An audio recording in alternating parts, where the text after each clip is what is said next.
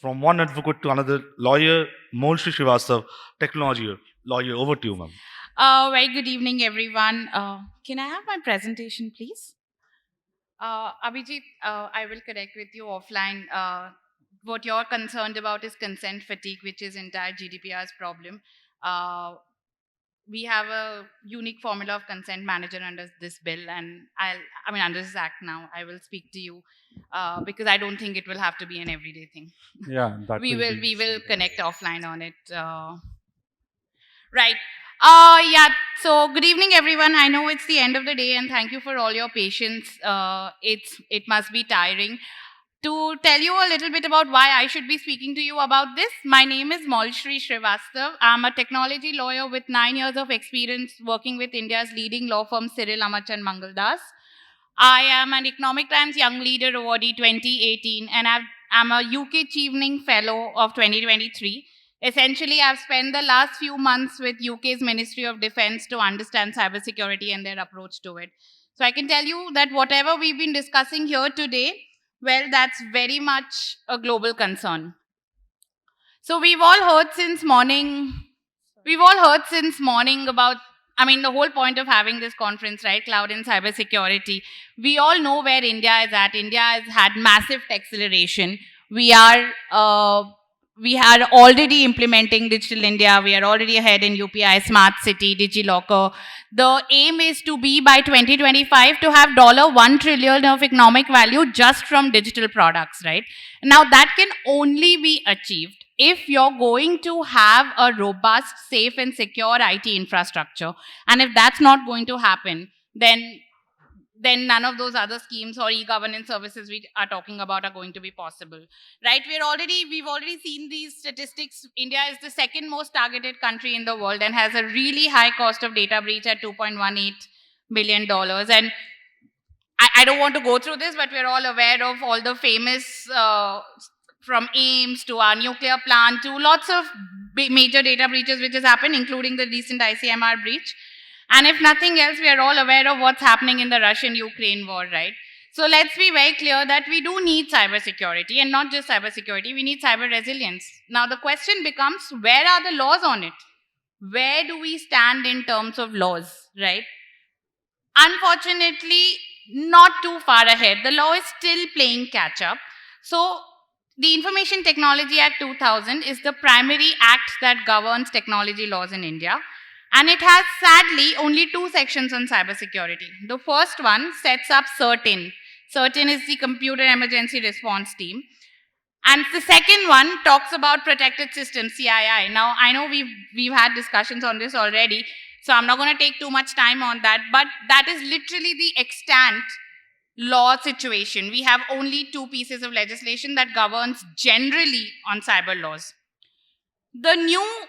And now we've spent a lot of time on DPDPA. Now, let me first clear a myth.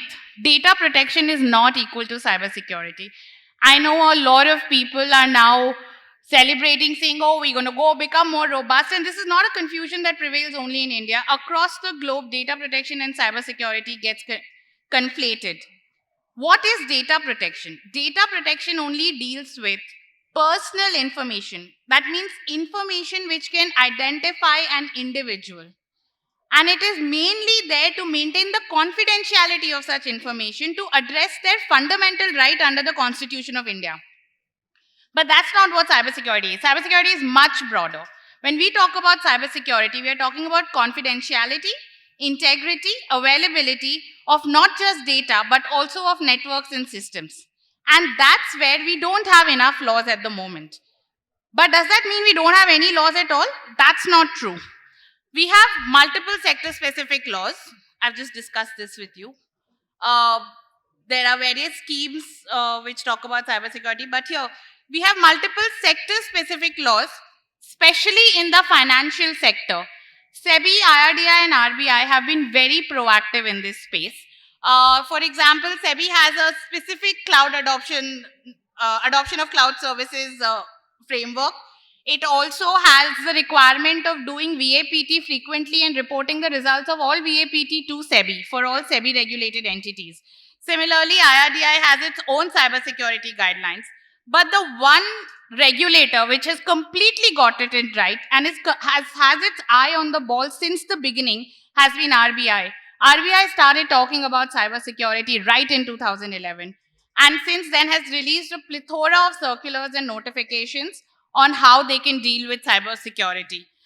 I would now, because of the paucity of time, I obviously cannot go through all of them, but I can tell you that it was RBI that in 2017 came up with social media related risks in cybersecurity. They were the first ones in 2021 to release the DPSC guidelines, the Digital Payment Services Security Controls Guidelines, which talk about security by design. Right? It was the first, secure by design. It was the first one to talk about it in terms of law, because till then no laws talked about it.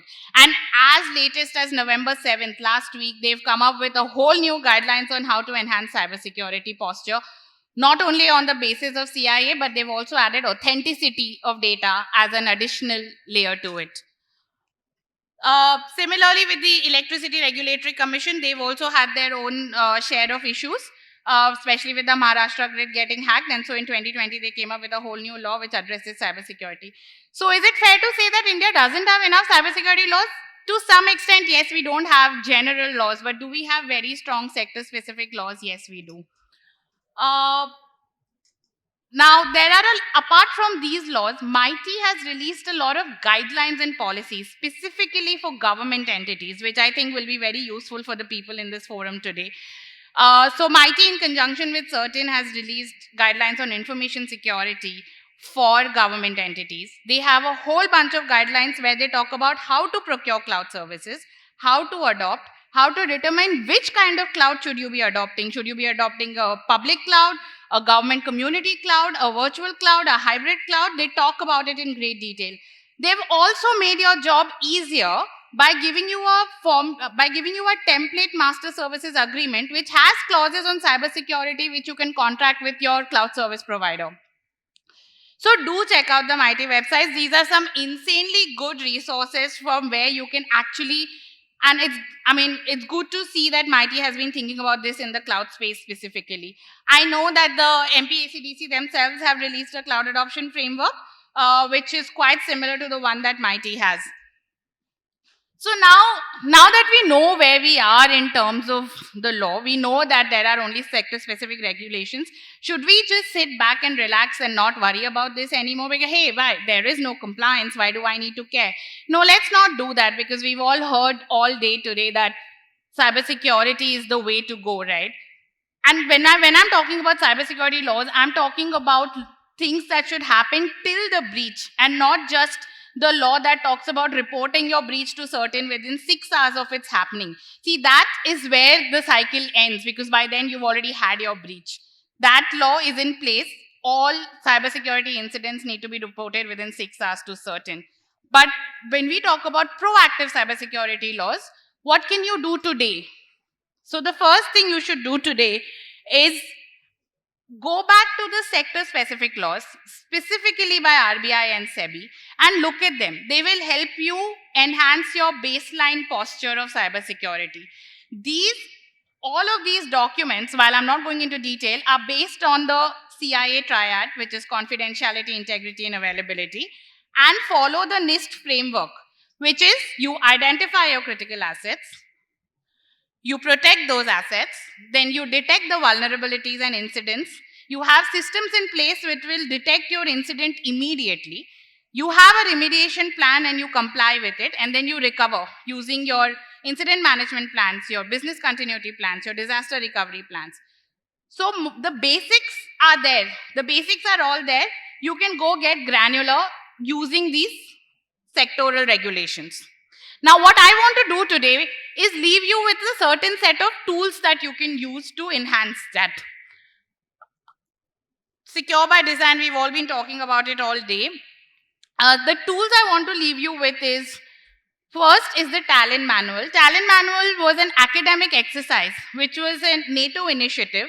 They wanted to see how international law will play out in the case of cyber warfare.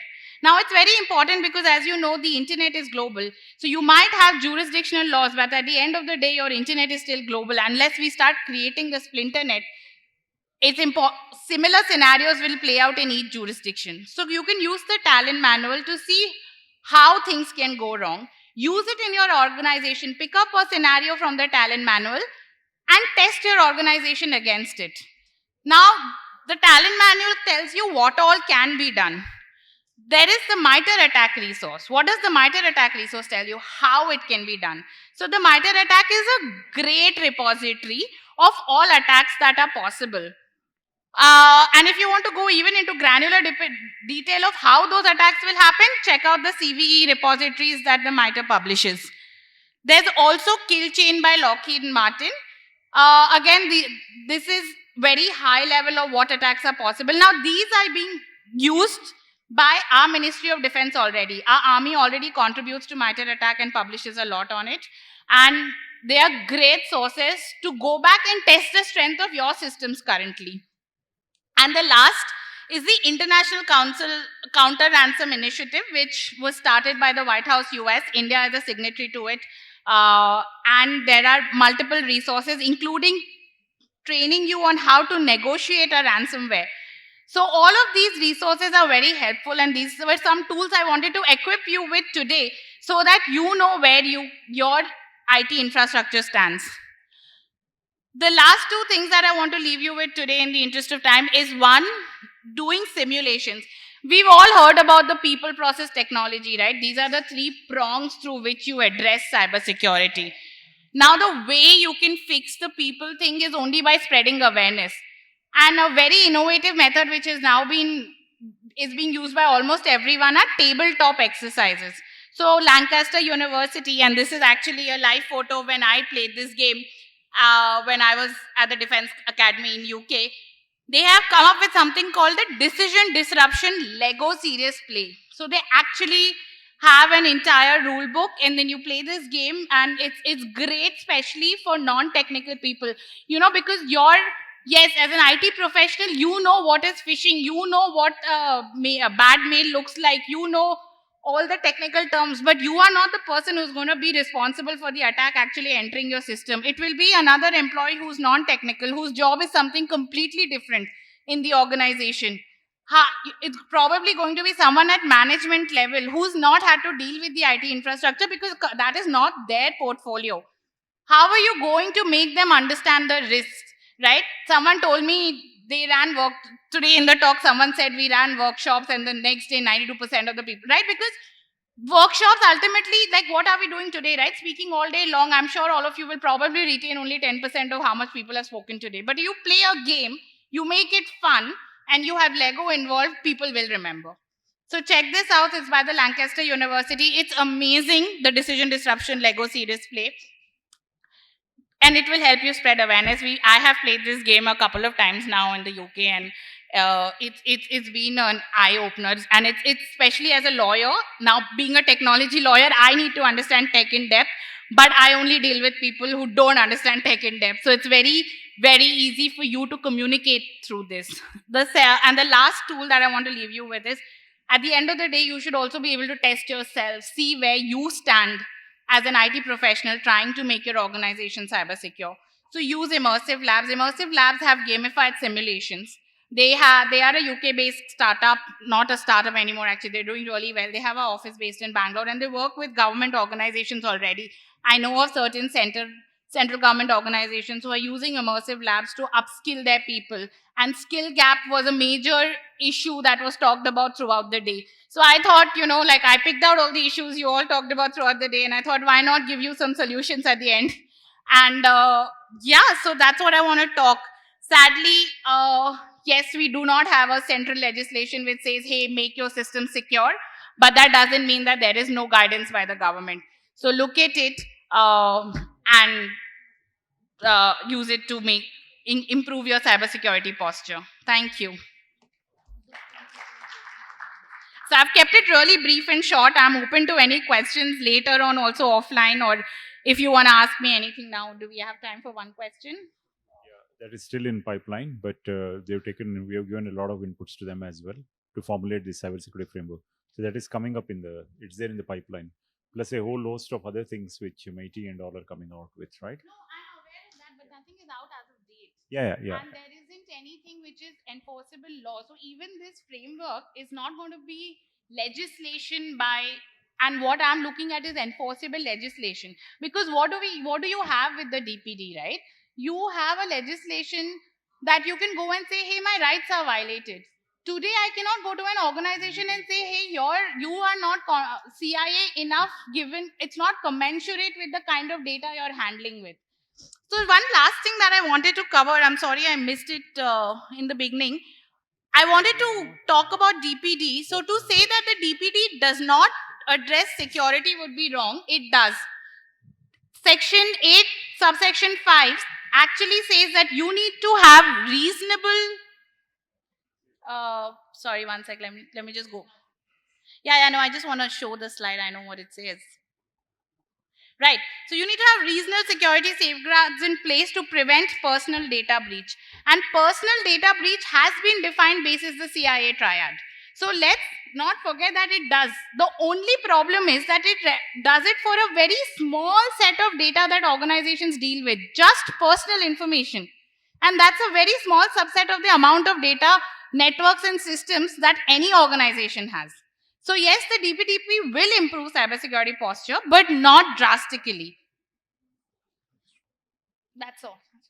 Thank you. Thanks, Molshree Shrivastava, for shedding some light on this particular law and the overall aspect of the. Thank you so much.